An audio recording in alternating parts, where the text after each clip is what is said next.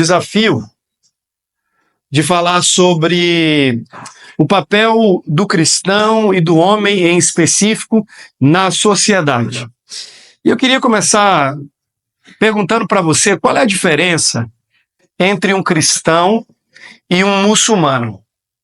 Eu não estou falando do ponto de vista teológico, dogmático, eu estou falando do ponto de vista representativo. O quanto da fé de um muçulmano afeta a vida dele de forma integral e o quanto da nossa fé afeta e interage com todas as dimensões da nossa vida. Pensa um pouquinho aí, onde está a diferença entre a fé de um cristão e a fé de um muçulmano?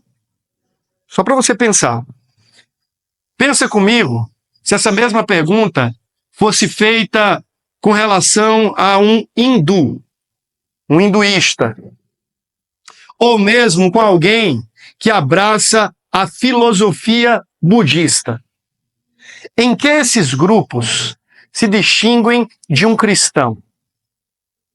Eu andei pensando sobre isso e me parece que eles entenderam, dentro do escopo de fé deles, que é completamente diferente do nosso, que a fé precisa interagir com todas as dimensões da existência humana.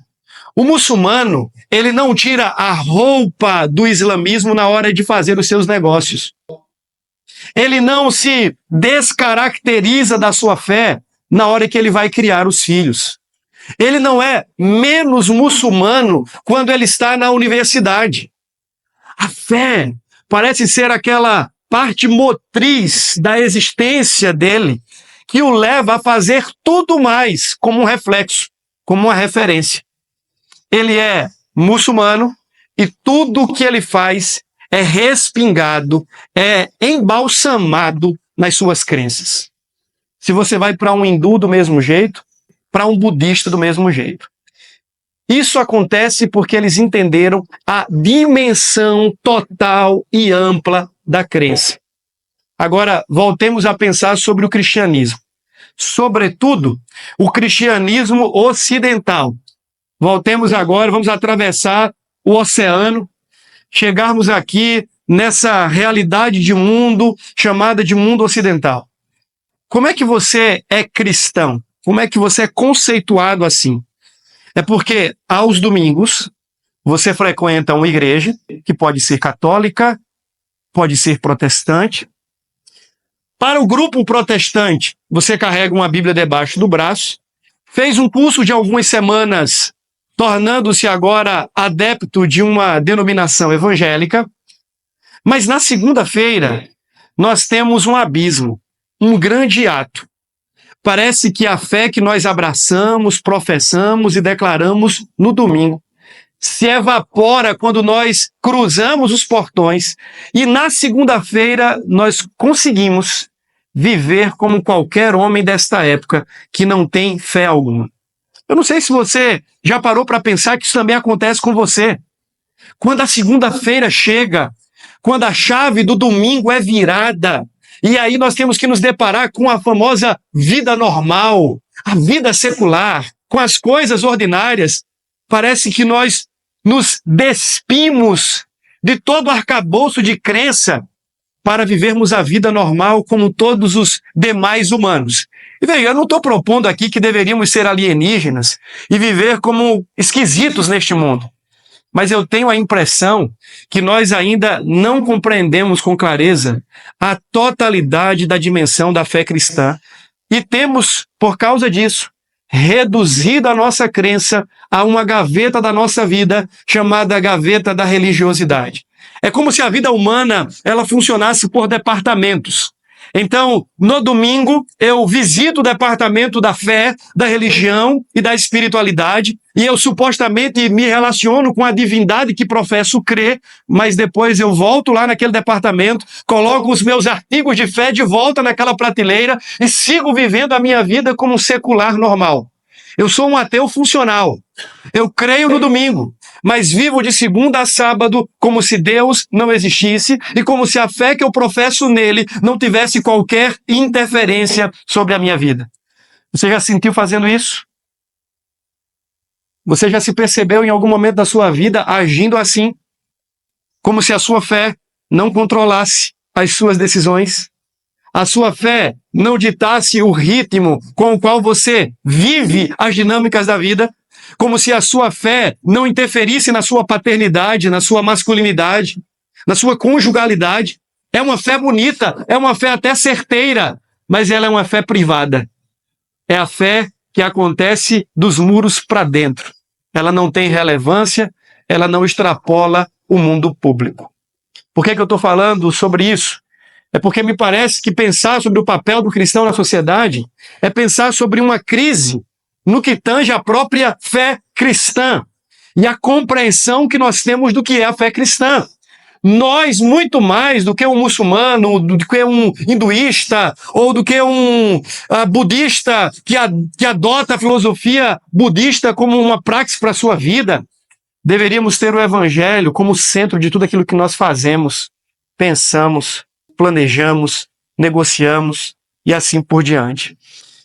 Pelo fato da nossa fé estar sendo uma fé privada, nós começamos a perceber que os tiranos deste mundo e aqueles que não têm fé alguma, ou aqueles que têm até uma fé mais robusta do que a nossa, ainda que seja no mediador errado, eles estão ocupando os espaços que nós deveríamos ocupar. Há uma frase do Patrick Henry que ele diz assim: no momento em que um povo, e aqui eu quero fazer um adendo dizendo assim, em que o povo de Deus se esquece de Deus, se esquece de viver essa fé por inteiro, essa fé ampla, os tiranos forjam os seus ferrolhos.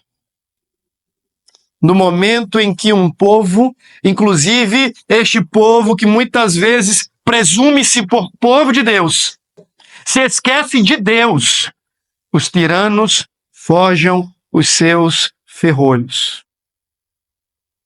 Alguém já disse que quando os supostamente bons se calam e desocupam a vaga que por direito deveriam estar exercendo, os ofícios que deveriam estar ocupando, aqueles que não têm bem algum ocupam essas vagas, mesmo que não as tenham por direito, mas por omissão daqueles que deveriam estar cumprindo os seus ofícios, alguns certamente haverão de tomar os espaços e ocupá-los. Porque o fato, meus irmãos, é que na vida, e inclusive na vida pública, na nossa relação com a sociedade, não existem espaços vazios.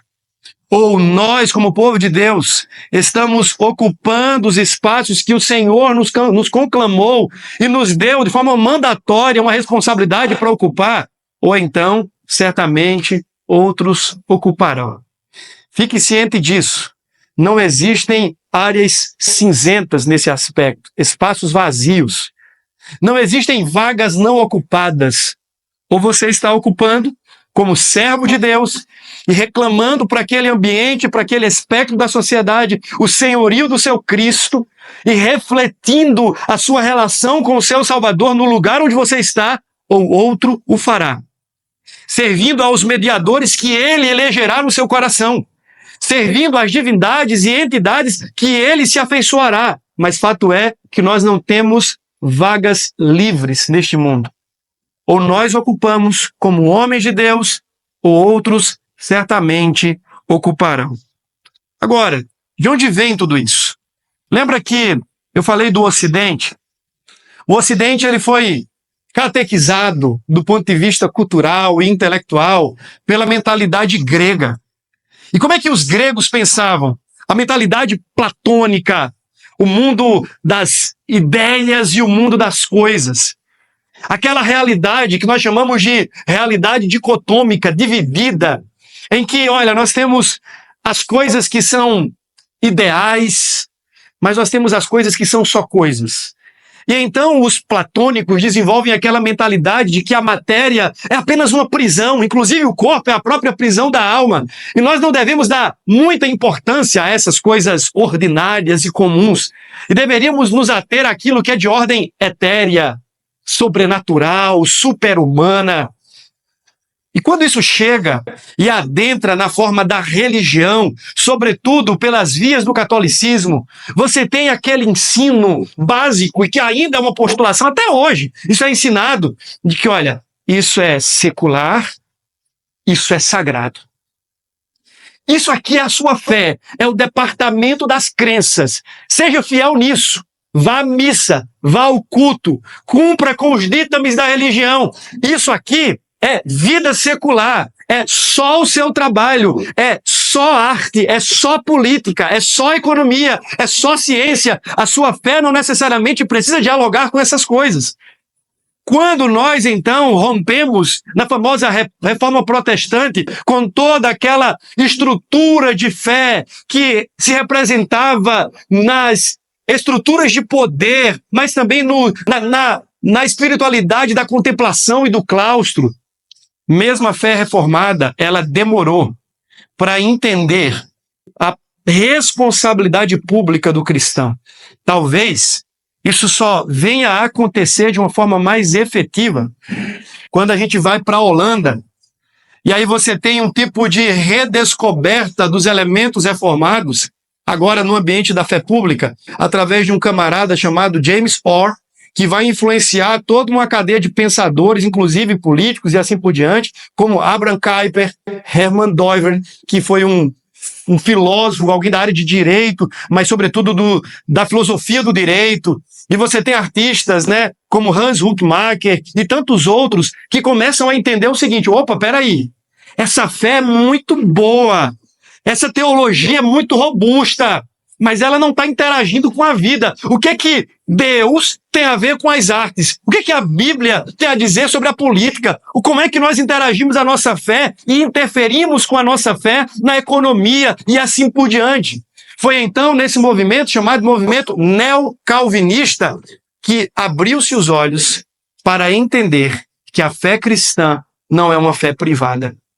E que a crença em Deus não deve ser levada a sério apenas no âmbito da dimensão supostamente religiosa, mas que essa fé precisa dialogar e interferir com todas as áreas da nossa vida.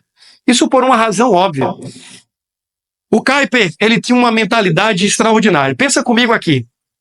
Vamos imaginar um centro no meio de um quadro. E em volta vários círculos que estão orbitando em torno desse centro principal aqui. O Kuyper dizia o seguinte: existe uma esfera que é chamada esfera da soberania. Essa é a esfera de Deus. Ela está no centro de todas as coisas. Deus é Senhor e Deus é Rei sobre tudo, sobre todos, sobre todas as dimensões da vida humana, e não existe absolutamente nada, nenhum centímetro quadrado, nenhum espaço sequer de todo esse universo que Cristo não diga é meu. Ele é Senhor sobre tudo. Então, está no meio. E todas as coisas, dizia Kuyper, estão orbitando em torno dessa esfera da soberania maior. Entretanto, Kuyper entendia que essas esferas menores, todas elas, estavam debaixo não apenas do senhorio, do governo de Deus, mas das interferências de Deus. E o próprio Deus tinha algo a dizer sobre como nós fazemos política. Como nós exercemos o nosso papel com os recursos, sejam privados ou públicos? Como é que um cristão interage com as estruturas de poder? Como é que ele contribui pelas vias educacionais? Veja, o que Kuyper está fazendo não é apenas dizendo assim: você quer ser um bom crente? Chegue na hora, pague as suas contas em dias, se comprometa se você falou, então cumpra. Perceba que agora a mentalidade extrapola a ética cristã. Está para além disso. Ele está dizendo assim: Deus tem algo a dizer acerca da vida pública. E não é apenas evangelizem o mundo. Claro, isso não é de só menos importância, esse é o núcleo central da nossa fé. Mas o que eles estavam dizendo é o seguinte: o Senhor deseja que nós, como cristãos, compreendamos a totalidade da soberania e do senhorio de Cristo sobre todas as esferas e sobre todos os aspectos da vida humana. E por não entendermos isso, histórias como a que eu vou contar agora vão continuar se repetindo. Há uma escritora chamada Nancy Pierce Ela escreveu um livro fantástico sobre cosmovisão, chamado Verdade Absoluta. E ela fala de uma jovem, eu já mencionei esse caso em algum sermão, que trabalhava numa clínica de aborto. E ela saía de casa toda segunda-feira, cônscia de que estava apenas cumprindo com o seu papel trabalhista. Ela era funcionária de uma empresa. Ela estava morando num país em que a prática do aborto era legalizada. Então, no final das contas, aquela menina, do ponto de vista ético, profissional, legal e jurídico, estava tudo certo. Mas ela disse que aquela jovem era uma cristã, que no domingo estava nos cultos. Poderia talvez estar servindo, obrigado, meu irmão, poderia estar servindo em um dos ministérios da igreja. Quem sabe cantando, tocando, ensinando no departamento infantil, servindo nas mídias. Poderia estar em qualquer lugar. E ela tinha uma fé supostamente vívida, pujante, até virar a chave do domingo para a segunda. Porque na segunda-feira, aquela fé se recolhia ao ambiente privado. E só seria outra vez acessada publicamente quando o domingo novamente chegasse. Ela esperaria então o próximo encontro, o próximo culto, o próximo ajuntamento, para ir lá no departamento das coisas religiosas, pensar outra vez as suas crenças e dizer: agora eu posso publicizar a minha fé, eu posso tornar a minha crença pública, mas de segunda a sábado, não. Para aquela jovem, talvez, estava tudo certo. Porque no final das contas, a nossa fé é uma coisa de foro íntimo. E nós aprendemos isso. Olha, essa é uma questão sua com Deus. Isso é subjetivo. Veja, você não deve trazer isso para a esfera pública. Mas sabe, irmãos, quem está nos ensinando isso é o Deus deste século, chamado secularismo. Eu tenho insistido em dizer que a maior religião do mundo não é o islamismo, é o secularismo. E ele tem nos catequizado. E nós vamos levemente ouvindo os sussurros de que sim, é possível ter uma fé privada, íntima, que não extrapola os muros da vida privada do indivíduo. E a gente começa a acreditar nisso. E de pouquinho em pouquinho, nós vamos nos omitindo dos nossos papéis, dos nossos espaços e deixando as vagas livres para que outros ocupem um papel que deveria ser nosso. Seja muito sincero, vamos pensar agora aqui. Seja muito sincero. Se você pudesse agora fazer uma rápida avaliação das implicações públicas da sua fé, o quanto das suas crenças não apenas dialoga com a vida pública, mas define a sua própria relação com a vida pública. O quanto a sua crença, por exemplo, define a maneira que você escolhe o seu voto. Ou, vou além, o quanto a sua crença determina a leitura que você faz de um candidato. O quanto a sua crença determina a maneira como você julga os princípios éticos do seu ambiente de trabalho. Ou você é alguém que está dizendo assim: não, pastor, mas ali é o meu trabalho. E, veja, a minha fé é a minha fé, o meu trabalho é o meu trabalho. O quanto da sua fé diz para você assim: olha, cobra o valor mais baixo, porque vai ser mais justo. Ou simplesmente você é alguém que diz assim: não, todo mundo cobra isso. Todo mundo age dessa maneira. Todo mundo faz essa manobra. Afinal de contas, vivemos no Brasil. O quanto da sua fé implica e determina a maneira como você lida, por exemplo, com a esfera da economia. O quanto da nossa fé implica na maneira como nós criamos nossos filhos, vivemos a nossa conjugalidade e assim por diante. Tudo isso é esfera pública. O quanto da nossa fé, vocês jovens aqui, uma vez eu até conversei com o Gustavo isso, o quanto da nossa fé, por exemplo, define o curso que os jovens vão escolher antes mesmo de irem para a faculdade ou para a universidade. Mas no final das contas nós não pensamos sobre isso, porque essa é a vida educacional e profissional de alguém. O que é que Deus e a fé, o que é que o Evangelho tem a dizer sobre o curso que eu vou escolher? Isso não é coisa para fé, pastor. Aí o senhor está exagerando. Eu citei o exemplo aqui do Hans Huckmacher. Eu não sei se eu mencionei isso na conversa anterior. Esse camarada foi preso naquele período em que havia um nazismo brutal. Ele é levado para um campo de concentração e lá ele tem acesso aos livros do filósofo que também já mencionei aqui, o Hermann Doivert. Doivert foi um dos principais professores da Universidade Livre de Amsterdã, um catedrático, escreveu calhamaços assim sobre filosofia do direito. Por alguma razão, aquilo chegou no campo de concentração e caiu nas mãos de Huckmacher. Huckmacher até então não era crente, era um propagandista, ficava fazendo arruaça contra o sistema. Ele tem acesso àquilo, Deus graciosamente usa aqueles recursos para alcançar o coração de Huckmacher, ele tem uma experiência de fé, e aí, por milagre, ele sai do campo de concentração. Volta agora para a sua realidade, a primeira coisa que ele faz é procurar uma igreja, afinal de contas ele é crente. E ele precisa saber como é que um crente vive a sua vida comum. E aí, conversando com os crentes daquela igreja, influenciado pela mentalidade do neocalvinismo, aquela ideia de uma fé que afeta todas as esferas da vida, ele faz uma pergunta. Qual é a área da Holanda, qual é o aspecto da Holanda que está mais capenga, precisando de uma reforma e de uma intervenção a partir dos princípios do evangelho? Disseram assim para ele, as artes. Ele não era artista no sentido estrito da palavra. E aquele camarada então vai estudar. Ele vai para a universidade cursar o curso de artes. Depois ele segue na vida acadêmica, tornando-se doutor em artes. Depois ele ocupa a cadeira como se fosse um ministro de artes, do colegiado de artes da Holanda. Ele desenvolve um método de catalogação de artes para a Holanda, para todo o sistema público. O que levou um camarada como aquele a enveredar por uma vida acadêmica e a ocupação dos espaços públicos? A sua fé. Você percebe como a fé daquele homem foi fundamental para conduzir a vida pública dele? O espaço público que ele ocupou se deu por uma extensão da sua crença pública, da mentalidade de que Jesus não é apenas Senhor das almas. Nós vivemos um evangelho muito ruim.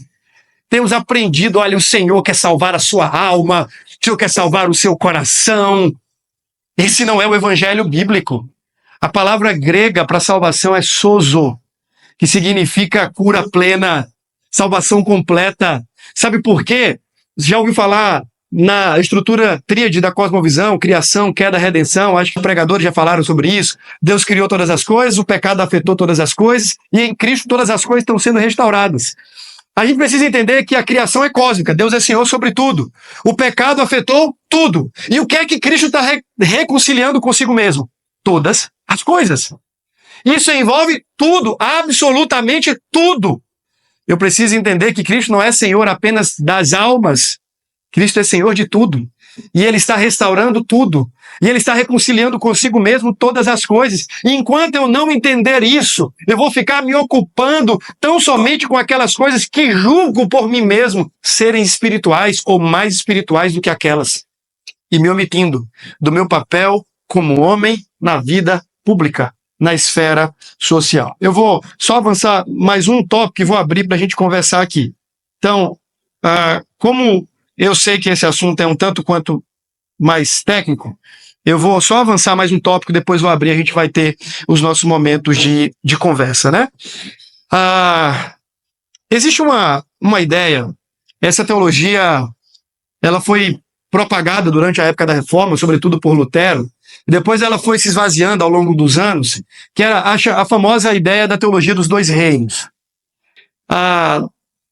Alguns neocalvinistas, como eu mencionei, até reputavam esse modelo como um modelo dicotômico ainda, de achar que existe o reino de Deus e o reino dos homens, o reino espiritual e o reino material. Só que os teólogos dos dois reinos, ou da teologia dos dois reinos, sobretudo Lutero, o fazia com base na teologia do pacto. Como um bom presbiteriano, e às vezes a gente precisa comparar a nossa teologia com os nossos símbolos de fé, fala-se sobre um pacto de obras e um pacto de... Quem leu Confissão de Fé de Westminster sabe. Pacto de obras e pacto de Puxa lá, as aulas de catecúmenos, o pastor Emanuel estava com inclusive distribuía lá, a Confissão de Fé do Westminster. Pacto de obras e pacto da graça. Pacto da criação, pacto de redenção. A nossa confissão nos ensina 2 modos de Deus agir, administrar as alianças e interagir com a sua criação. Um deles no mundo pré-queda, que é chamado pacto de obras. O pacto de obras basicamente era o seguinte: obedeça e viva, desobedeça e morra. Considerando então que Adão não tinha pecado, tinha uma expressão de Agostinho, que ele dizia que Adão era o único que poderia estar na seguinte condição: posso pecar e posso não pecar. Eu posso pecar e eu posso não pecar. Depois da queda de Adão, ninguém mais pode dizer a primeira das expressões: posso não pecar. Todos nós estamos no posso pecar. Existe um condicionamento pecaminoso, a nossa natureza pecaminosa, que nos leva a um estado de rebelião crônico que só por meio da intervenção da graça de Cristo pode ser redirecionado. Mas antes, então, havia um pacto de obras que Deus firmou na ambiência do mundo criado, do jardim, e o homem tinha que obedecer e então viver. A partir de então, existe um segundo pacto, ou, como nós somos aliancistas, uma outra maneira de administrar a mesma aliança. Vamos pensar em formas diferentes de administração de uma aliança, que é a aliança eterna, que o Senhor jurou por si mesmo, de chamar para si um povo e exibir-se diante dele, tornando-se glorificado diante daquele povo e fazendo a sua glória conhecida entre todos os povos da terra. Mas perceba, a partir de então, estabelece-se uma realidade de pecado que exige uma realidade de redenção. A graça, como elemento salvador no mundo caído, agora se faz mais do que necessária. Lembra, o homem tem um pêndulo, o pêndulo do pecado, que o leva para longe de Deus e o faz viver alienado de Deus, distante de toda justiça perfeita, de toda santidade perfeita, de toda retidão perfeita. Agora ele precisa de um salvador, de uma intervenção. E Deus faz essa intervenção. E aí chama-se pacto da redenção. Agora você tem animais sendo sacrificados. Você tem agora toda uma estrutura que aponta para a necessidade de um substituto, morrendo no lugar do pecador. O sangue sendo exigido para purificar aquele que pecasse, a alma que pecasse morreria, mas aquele sangue purificaria a alma do pecador e o tornaria apto de cultuar diante de Deus. Tem um elemento agora da redenção. Com base nisso, Lutero dizia assim: nós precisamos entender que existem 2 reinos. O reino natural e o reino espiritual. O reino natural é aquele que Deus age por meio dos recursos da sua providência. Por exemplo, Deus está cuidando, mantendo, sustentando e velando pela ordem criada os pássaros nos céus, fazendo que o sol nasça todos os dias, basicamente na mesma hora, e da mesma maneira se ponha bem ajustadamente. Deus faz com que todas as coisas correspondam ao seu modus operandi que ele determinou como princípio de criação. É a ordem natural, que ele é Senhor e que ele está governando por meio da sua providência. Mas ele diz assim: existe um outro rei, que para além da providência, Deus age através da sua redenção. E ele disse que esse reino, ele se prefigura na igreja. O reino não é a igreja, mas ele se prefigura na igreja. A igreja, diz ele, é a antecipação, uma prévia daquele reino que virá ainda em sua totalidade, mas ele já foi inaugurado. Quando Jesus vem, ele diz nos seus sermões algumas vezes: é chegado o reino dos céus. O reino está em vós. O reino está no meio de vós. Mas ainda não. Mas ele já está. Então Lutero vai dizer o seguinte: existem aspectos deste reino vindouro que já podem aqui agora serem experimentados. E qual é o ambiente onde isso acontece? A igreja. Os salvos. Onde Cristo reina no coração daqueles que professam Cristo como Senhor. Esses, por sua vez, agora entenda a ideia, que estão duplamente agora em 2 formas de reino, porque o crente ele não é arrebatado para o céu quando ele converte. Ele vive no reino natural, mas agora ele tem um coração redimido, uma mente redimida. Ele foi atraído pela graça, ele tem a palavra do evangelho no seu coração. E ele deve viver agora no reino natural, no mundo das coisas ordinárias, com a outra cabeça, com a outra mentalidade, com outros valores, com outros princípios, porque agora ele é regido pelo reino da redenção. Lutero vai dizer então que esses dois reinos, para um cristão, eles estão intercalados. Não é necessariamente que um sobrepõe o outro, mas eles se interagem. Agora, espera-se que você é um homem natural. Você não é crente, está vivendo a sua vida, você trabalhou justamente até aquele momento, afinal de contas, você cresceu numa família conservadora, você ouviu dos seus pais, olha, seja fiel, chegue no horário, cumpra os seus compromissos, a palavra que você disse não volta para trás, assume a peteca. A gente ouve essas coisas e diz, opa, tá tudo certo. Aí você converte. O Espírito Santo veio, abriu seu coração e seu entendimento, e agora você é um crente. O que é que você faz como crente daquele dia por diante? Para a maioria de nós, eu vou para a igreja. A partir de agora, eu vou fazer as mesmas coisas que eu fazia no meu trabalho, como preservador dos bons costumes, com um acréscimo. No domingo agora, eu não vou mais ficar em casa vendo TV, eu vou para a igreja. E tá tudo certo. Agora nós somos crentes, nos envolvemos com ministérios da igreja, cantamos os hinos da igreja, frequentamos os encontros de oração da igreja, servimos nos cultos e nos grupos da igreja, mas seguimos a nossa vida fora da igreja como se a nossa fé não tivesse nada a dizer. Essa é a grande realidade da boa parte do mundo cristão, desse momento que nós vivemos. Isso tem gerado um grande colapso, porque nós temos uma fé manca. Ela dialoga com uma realidade, mas não com a outra. É como um avião com uma asa só. E eu nunca vi, até hoje, um avião com uma única asa voando bem.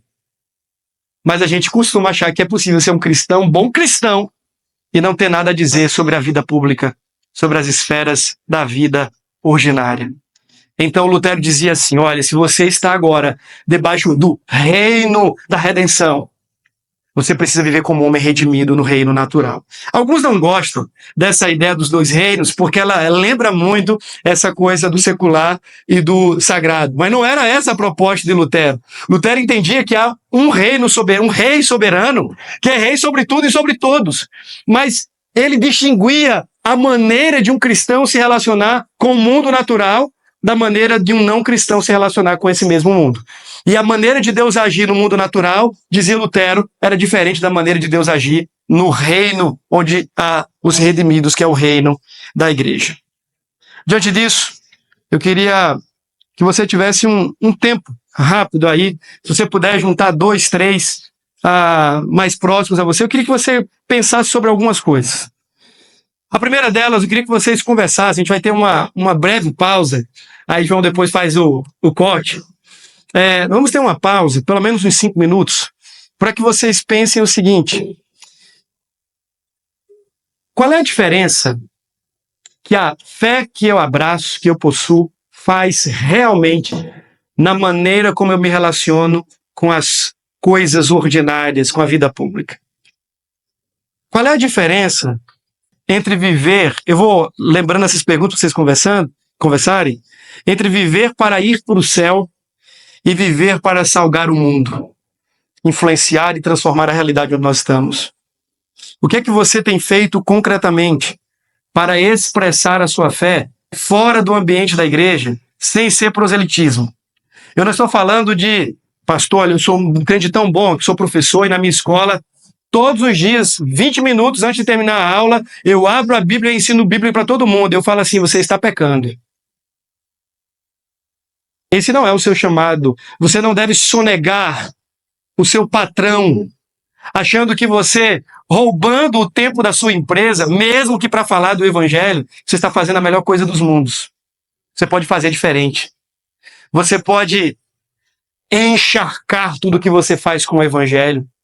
De modo que as oportunidades criadas por você ou pela própria providência divina serão bem aproveitadas e você pregará o evangelho a tempo e fora de tempo, sem precisar achar que você precisa o tempo inteiro estar se furtando das suas responsabilidades normais, como se pregar fosse algo muito espiritual e engraxar sapatos não. Era essa a ideia de vocação até a Reforma Protestante. E quando Lutero ele rompe com a ideia do pensamento católico de que você era filho de sapateiro, tem que ser sapateiro porque o seu pai e seu avô foi sapateiro, você tem que continuar esse legado, como se a profissão fosse a vocação em si mesma. Lutero falou, não, nós temos uma vocação que se serve da profissão. A profissão é um dos ambientes e uma das maneiras através da qual nós exercemos a nossa vocação cristã, mas profissão não é vocação.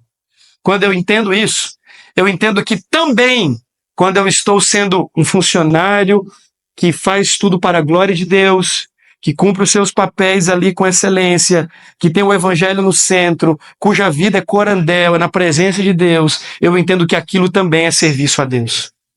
Tanto quanto, escute isso, tanto quanto estar aqui em algum ministério eclesiástico.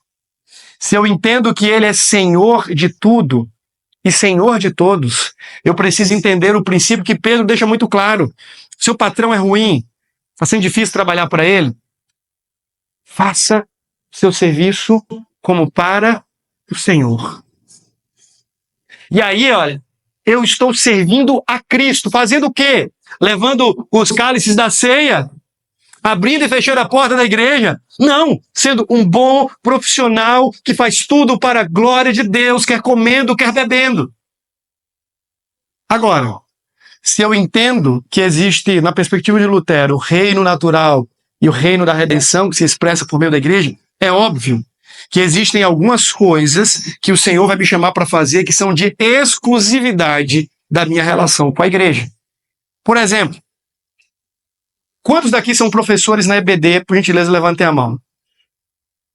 Quantos de vocês são professores por profissão fora daqui? Levantem a mão. E dos que servem na EBD, quantos são professores de profissão fora?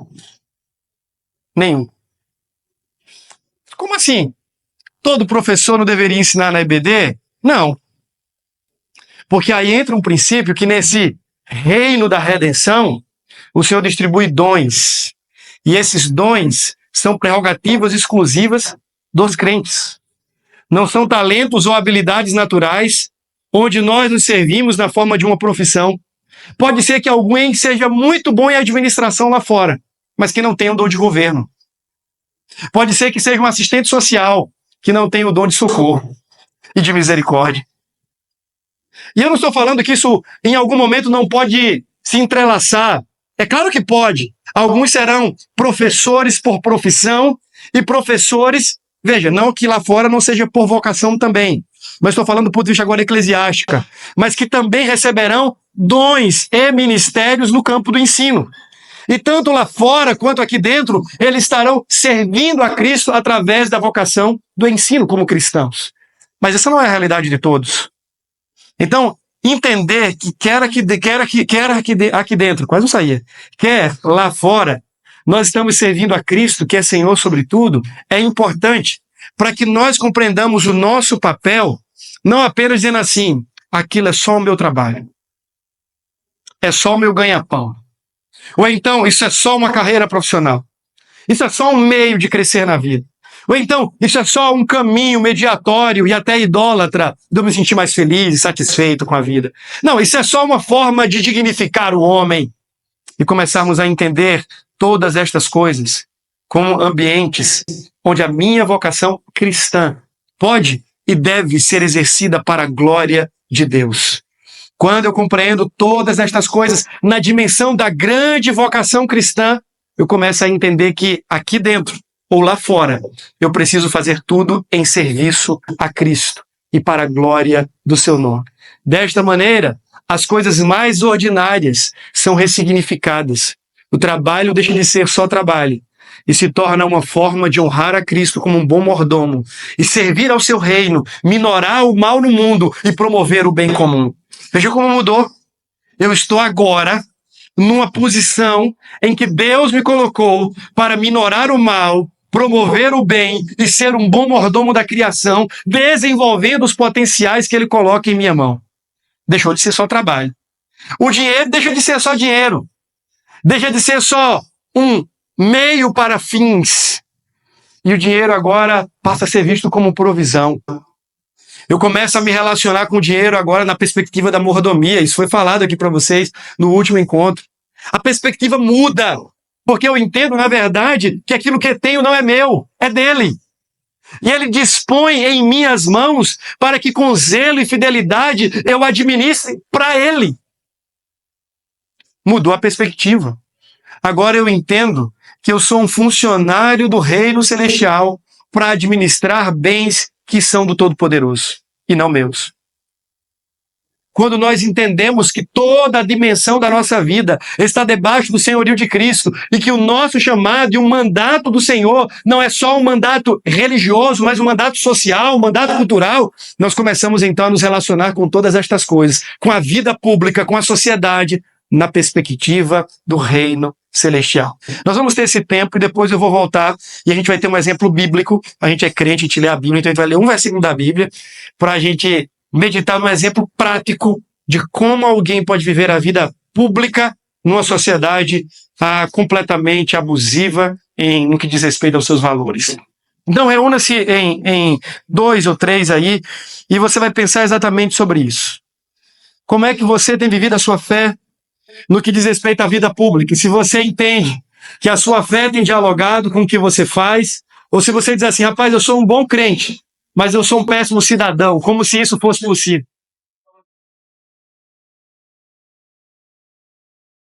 Vamos lá? Se você puder, abra aí a sua Bíblia ou no seu celular, Jeremias 29, versículo 7. Profeta Jeremias, capítulo 29, versículo 7. Esse texto é fantástico e é uma parte da Escritura que precisa ser lida considerando o contexto. Então eu vou, em 1 minuto, só ambientar você. Jeremias 29, 7. Jeremias 29, 7. Então é importante que você entenda o que é que estava acontecendo. Você lembra que o povo de Deus se envolveu com idolatria. Isso foi talvez o pecado mais recorrente. Jeremias 29, 7. 29, 7. O pecado mais recorrente de Israel, que Deus está o tempo todo condenando, era o pecado da idolatria. Chegou um momento que Deus falou assim, olha, vou resolver esse problema, pelo menos da idolatria cultica, objeto, coisa dessa natureza, não a idolatria do coração, obviamente essa nós ainda temos conosco, mas o Senhor resolve levar o seu povo de forma disciplinar para cativeiros. E você tem o cativeiro assírio, você tem o cativeiro babilônico e assim por diante.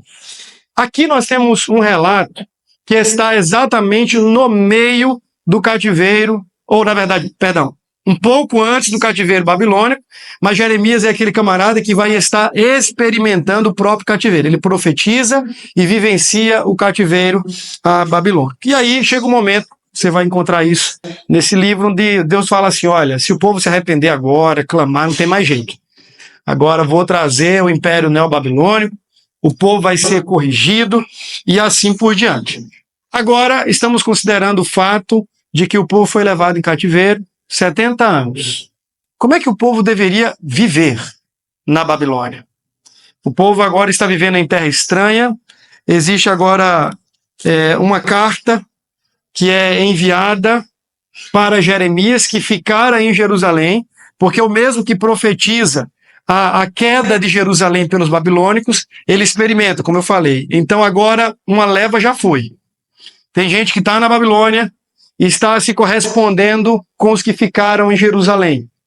E a questão é como é que a gente vive nessa nova pátria, como é que a gente vive como exilado, como é que a gente vive num lugar que é hostil a Deus, hostil a nós, em que nós estamos vivendo opróbrio. Como é que a gente vai viver nessas circunstâncias, sem liberdade de culto, sem templo, sem altar de adoração? Como é que a gente vai expressar a nossa fé nesse lugar? E aí, nós temos uma palavra do Senhor, uma carta que Jeremias, por mão do Senhor, obviamente, escreve para aquele grupo que estava na Babilônia. Diz assim, versículo 7. procurai a paz da cidade. A paz da cidade para onde vos desterrei. Está falando da Babilônia. Orai por ela ao Senhor, porque na sua paz vós tereis paz. Porque assim diz o Senhor dos exércitos, o Deus de Israel: não vos enganem os vossos profetas que estão no meio de vós, nem os vossos adivinhos, nem deis ouvidos aos vossos sonhadores, que sempre sonham segundo o vosso desejo, porque falsamente vos profetizam eles em meu nome.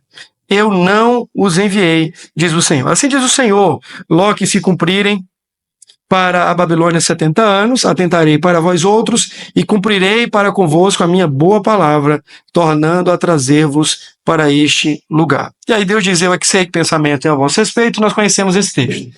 Haviam falsos profetas que estavam no meio do povo, e eles sempre existiram, dizendo assim: templo do Senhor, templo do Senhor. No primeiro momento, Deus não vai permitir que Jerusalém seja destruída. Afinal de contas, é aqui onde está o santuário do Altíssimo.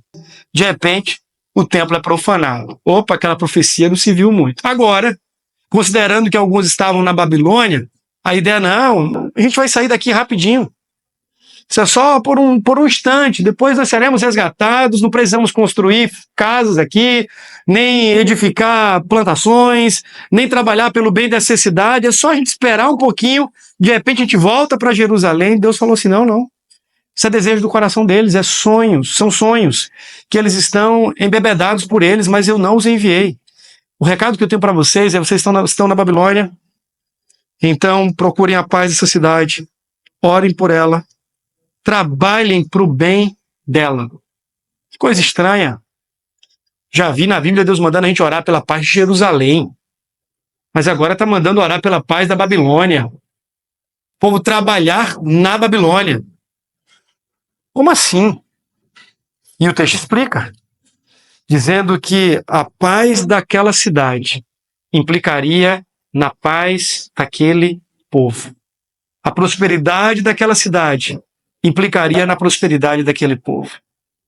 E aquele povo deveria servir a Deus na Babilônia. Aquele povo deveria construir suas vidas para Deus na Babilônia. Aí você tem um exemplo mais clarificado e concreto quando você vai para o livro do profeta Daniel. Agora, de forma mais explícita, você tem Daniel na Babilônia. É claro que ele foi ali arrancado. Levaram os nobres de Jerusalém para serem apresentados diante do rei. Você conhece a história do imperador Nabucodonosor. E aí, depois de uma triagem, aqueles 4 amigos crentes jovens, depois de experimentados, eles são levados agora para servirem na própria corte real. E o texto vai dizer no primeiro capítulo de Daniel, vale a pena a gente ir lá. Vai lá, Daniel capítulo 1. Daniel serviu na Babilônia. Serviu a Deus na Babilônia, mas serviu para a prosperidade da Babilônia. Houve um serviço prestado para o bem comum daquele povo. Ele não era um camarada que estava disfarçado dentro do governo, querendo quebrar as pernas do rei, querendo ver aquela nação fracassar. Ele não era um conspiracionista, dizendo assim: a gente tem que acabar com esse... Ele confiava na soberania de Deus. O livro de Daniel, capítulo 1 ainda, começa dizendo assim: no ano 3º do reinado de Jeoaquim, rei de Judá, veio Nabucodonosor, rei da Babilônia, a Jerusalém e a sitiou. Agora veja como é que começa o versículo 2. O Senhor lhe entregou nas mãos a Jeoaquim, rei de Judá. O Senhor entregou nas mãos a Jeoaquim. Nas mãos de quem? Hermenêutica básica, interpretação de texto. Deus entregou Jeoaquim nas mãos de quem? De Nabucodonosor. O povo precisava entender que aquele cativeiro fazia parte da providência e do plano divino. Que o grande rei soberano não era Nabucodonosor, mas era o Senhor, Deus Todo-Poderoso. O fato de Jerusalém ter caído não é porque o povo foi derrotado, porque Deus foi derrotado, pensando na ideia das batalhas cósmicas entre deuses.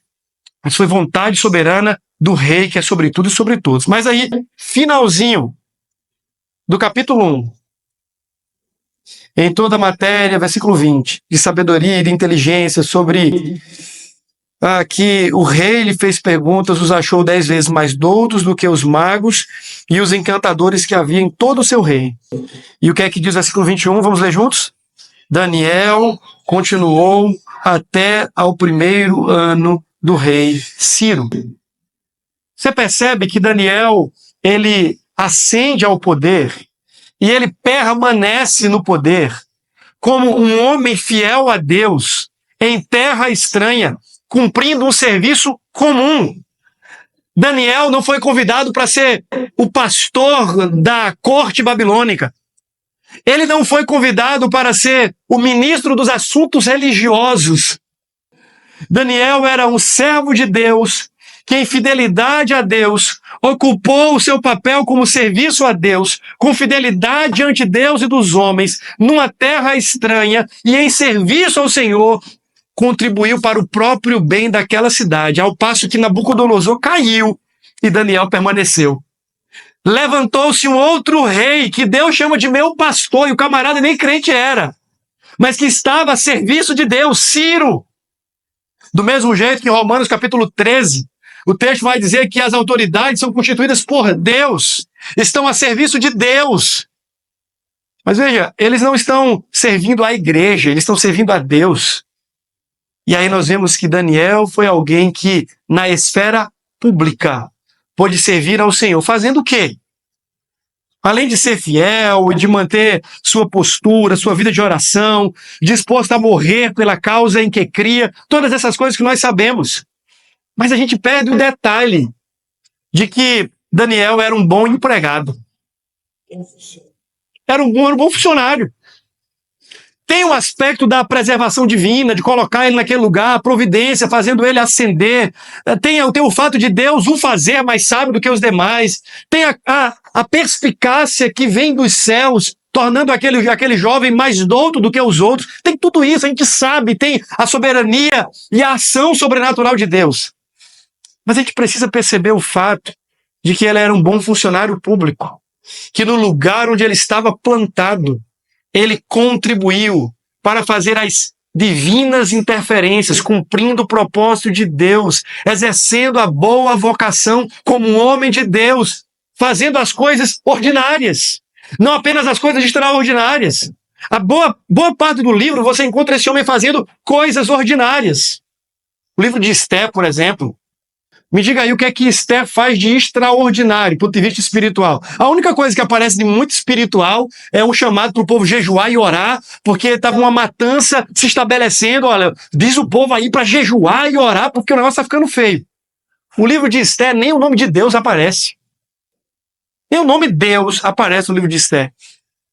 Você percebe que aquela mulher está no lugar certo, na hora certa, fazendo a coisa certa.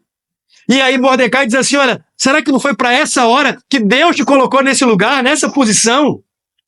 Aquela mulher está servindo ao propósito de Deus nas coisas ordinárias, nas coisas comuns, que nós muitas vezes ignoramos porque não são espirituais. Esté está fazendo coisas ordinárias, mas está servindo a um propósito extraordinário, porque ela entende que ela é a pessoa certa, no lugar certo, para a hora certa. Quando Estevão fala de Davi, naquele sermão no livro de Atos, que ele diz que ele serviu a sua geração. Eu gosto de pensar nisso. Eu gosto de pensar de que Deus nos coloca nos lugares certos, pessoas certas, nos lugares certos, para cumprirem propósitos específicos. E se nós entendemos isso, nós vamos entender que, como crentes, nós não estamos indo ao trabalho. Nós estamos sendo enviados por Deus ao trabalho. E isso muda tudo. Eu entendo que eu fui enviado por Deus para o trabalho e eu estou em missão, e aquele ambiente é um ambiente onde eu desenvolvo parte da minha vocação como cristão, fazendo tudo para a glória do Senhor e um serviço a Ele mesmo. Um crente não vai à faculdade, ele é enviado por Deus à faculdade. Ele não vai ao mercado simplesmente, ele é enviado por Deus ao supermercado. E essa compreensão nos leva a servir ao Senhor na esfera comum, na esfera pública, na sociedade, entendendo que isso também é serviço a Deus. Chico? Também, exatamente. Pequeno, né? Sim. Na oportunidade que teve, rapaz, eu conheço um camarada, um profeta, que está lá, acho que seria bom você conversar com ele. Instrumento de Deus. Fazendo, veja, ela estava sendo uma mulher comum, no lugar comum, fazendo coisas de pessoas comuns, mas ela aproveita aquele espaço como espaço para apontar na direção do Deus de Israel. A palavra é oportunidade. É. E vale salientar que essa oportunidade diariamente nos é dada. O problema acho que a gente está com as antenas baixas, né? Então a gente não sintoniza muito bem e a gente deixa passar muita oportunidade. Eu acho que falta preparar aqui, eu lendo a minha o meu normal. Sim. Estou indo em missão. Mas isso aí é a consequência do que vai acontecer. Você se preparou? Nós falamos disso aqui nesse dia, não sei de você falar. Não é que você se funciona na sua função, na dele e na minha. Não pode, cadê você? Crente, domingo, que achar melhor. Sim. Segunda-feira, piscina, não trabalho, né? Então aí ficou um domingo, o senhor sempre fala, dê continuidade àquilo que foi. O culto continua, né? Continua, mas aonde? Entendeu? Isso é essa chave que a gente precisa deixar a unida, sempre se virar e continuar. Domingo é segunda, mas é segunda da nomenclatura, mas de domingo continua na segunda, na terça, na quarta. Se as oportunidades, se foram essas que eu estava falando do tempo, que nós temos todos os dias com pessoas diferentes. Olha, tem uma significativa Verdade. que fala de diferencial com ele Jesus Cristo. Ah, mas não é pregar. Não, terminou ao ouvir, concluiu. Agora, não tinha que falar uma coisa ali, maravilhosa. E o nosso bom serviço a Cristo na vida comum, ele vai abrir portas para que a gente proclame o Evangelho. Eu não sou da linha, eu já falei isso, de acreditar que pregue se necessário, use palavras, como se a vida em si fosse suficiente. Eu não acho. Eu acho que a gente tem que pregar mesmo. Mas eu entendo que a nossa vida abre portas. É a chave que abre a porta, assim. Você está no lugar servindo a Cristo. Chega um momento que alguém vai dizer assim, lembra de Batseba e Salomão? Ela ouviu dizer que tem um camarada que é diferente. Tem um reino prosperando. Ela assim, o que é que tem de diferente naquele reino ali? Ela foi saber em loco.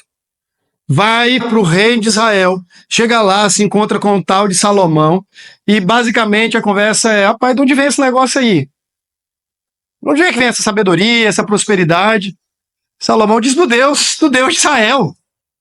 E aquela mulher sai dali profundamente impactada com tudo que viu, exatamente porque Salomão estava cumprindo o seu papel, não apenas como um grande liturgo do ponto de vista cultico, mas como rei.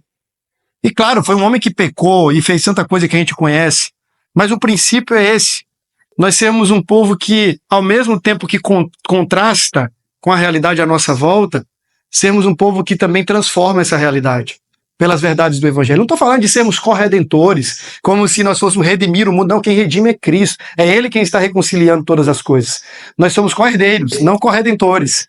O chamado do Evangelho é para participarmos daquilo que Ele está fazendo. É Deus quem está redimindo. Então, Senhor, usa-me dentro daquilo que é o meu chamado fundamental, a proclamação do Evangelho, fazer discípulos, mas também nas coisas que eu vou chamar aqui de ordinárias. Usa-me também nisso, como serviço a Cristo, para minorar o mal no mundo, frear o mal no mundo e promover o bem comum até que o Senhor venha. Só para a gente encerrar, acho que deu 9 horas já? Já, né? Nós vamos encerrar nesse momento? Oi? 9h05, vamos encerrar. O que eu quero, nesse momento, deixar aqui como lição final é um chamado à responsabilidade pública. Se nós vivêssemos a fé cristã como o muçulmano vive o islamismo, como o hindu vive o hinduísmo, e como o budista vive o budismo, você pode ter absoluta certeza que 2 coisas aconteceriam. Primeiro, seríamos mais perseguidos, e glória a Deus por isso. Segundo, seríamos melhores agentes de transformação nos lugares em que o Senhor nos tem plantado. Eu diria ainda mais, terceiro, teríamos muito mais portas para a pregação do Evangelho, como uma resposta da esperança que nós abraçamos. Teríamos, a partir desse serviço a Cristo na vida pública, uma chave para dizer assim, eu queria que você me desse a razão da sua esperança. Por que você é assim? Por que você faz as coisas do jeito que faz? Por que você atende do jeito que você atende? Por que você cobra as coisas como você cobra? E você diz assim, quero dar a você a razão da minha esperança. E aí então você fala do Evangelho. Pois não, meu querido? Olha, você falou muçulmano, budista aí. Hinduísta. Hinduísta. Então, se eu vou falar dessas religiões, eu me lembrei, pastor irmãos, de que, se nós formos observar o cristianismo e essas outras religiões, o autor ou o líder dessas religiões, ao morrer, ficaram no túmulo. Sim. Mas a diferença é que o nosso líder maior, Jesus, ele ressuscitou. Amém, glória a Deus. O ponto principal. Sim. Ele subiu os céus, a igreja de Deus, e intercedendo por nós. Amém. Isso é bom, sabe por quê? Eles vivem uma fé viva para um Deus morto. E nós muitas vezes vivemos uma fé morta em nome de um Deus vivo. Nós temos um Deus vivo e uma fé morta muitas vezes, uma fé que não é viva lá fora. Eles têm um Deus morto, mas vivem uma fé tão viva e vívida que nós precisaríamos olhar e dizer assim, deveríamos nos envergonhar, porque em nome de um Deus morto, eles vivem uma fé viva. E nós, em nome de um Deus vivo, muitas vezes vivemos uma fé morta. E aí, meus irmãos, o chamado é um chamado à responsabilidade. Eu encerro lembrando do texto de Jesus em Mateus capítulo 5, quando ele disse, a partir do versículo 13, que o nosso chamado era sermos o sal da terra e a luz do mundo. E Jesus disse que se o sal não salgar, para nada serve, senão para ser lançado fora e ser pisado pelos homens. A luz, que é colocada debaixo de uma cama, também para nada serve. Ela precisa ser colocada no alqueire, no alto de um monte, para que as pessoas, então, vendo as nossas boas obras, glorifiquem ao Pai que está nos céus. Meus irmãos, dentre todas as coisas que nós temos ouvido aqui, queria que você saísse daqui com uma só. Eu não queria que você saísse daqui achando que você deve ser um revolucionário, abrir ONG e querer simplesmente transformar o homem na sua condição humana, achando que isso vai salvar a humanidade. Não vai. O problema do homem é pecado. E somente o Evangelho de Cristo é capaz de confrontar o coração pecador. E nós precisamos entender que a nossa primeira responsabilidade começa com a pregação do Evangelho. Mas, entretanto, todavia, porém, nós precisamos viver esta fé no Cristo e no Evangelho de uma forma tão integral e encarnacional que por onde estivermos e por onde passarmos, que nós possamos deixar um bom rastro e uma perspectiva de que há algo diferente em nós. Sabe como você ingere muito sal ou comida muito salgada, aquilo gera sede em alguém. Que a nossa vida no mundo público, na esfera cívica, social, seja tal, sejamos o sal que salga de tal maneira que as pessoas sintam sede, curiosidade, por saberem qual é a razão da esperança e da fé desta pessoa. E então eles nos procurem. E quando eles nos procurarem, eles vejam em nós apenas uma placa luminosa apontando na direção do nosso Salvador. Essa fé total, integral, encarnacional, ela abre portas para que nós preguemos o Evangelho, que é poder de Deus para a salvação de todo aquele que crê.